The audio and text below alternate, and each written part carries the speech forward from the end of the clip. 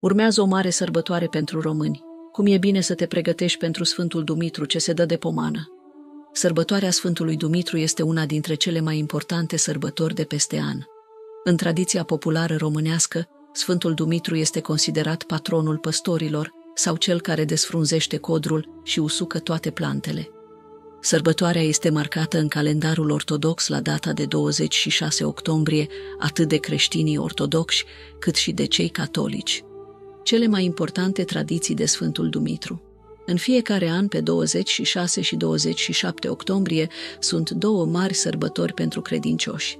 Prima este dedicată Sfântului Mucenic Dimitrie, izvorâtorul de mir, iar a doua îl cinstește pe Sfântul Dimitrie Basarabov. Sfântul Mare Mucenic Dimitrie, cinstit de creștini în 26 octombrie, a trăit în timpul împăraților Dioclețian și Maximian. Sunt multe tradiții, obiceiuri și superstiții care se respectă de Sfântul Dumitru. Se spune că pe 26 octombrie aflăm cum va fi iarna, existând credința că de Sfântul Dumitru căldura intră în pământ și gerul începe să-și arate colții. La fel se spune și că acest mare sfânt desfrunzește codrul și usucă toate plantele.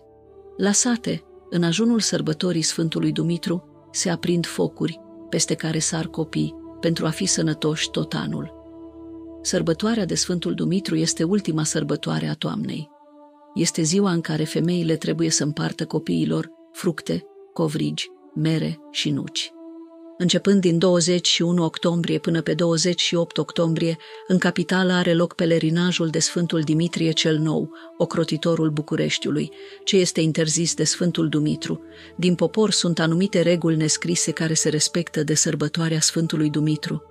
Una dintre ele spune că în această zi este interzis să folosești pieptănul, în caz contrar, vei atrage necazuri și primejdii asupra ta și a familiei.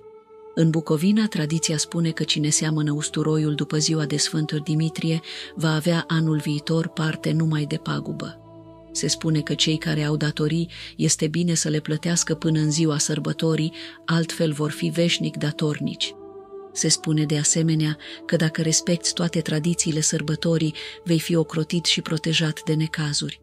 Tot de Sfântul Dumitru se tocmesc servitorii pentru diverse treburi și se strică stânele, iar țăranii tund coama căilor până la 3 ani ca să aibă păr frumos.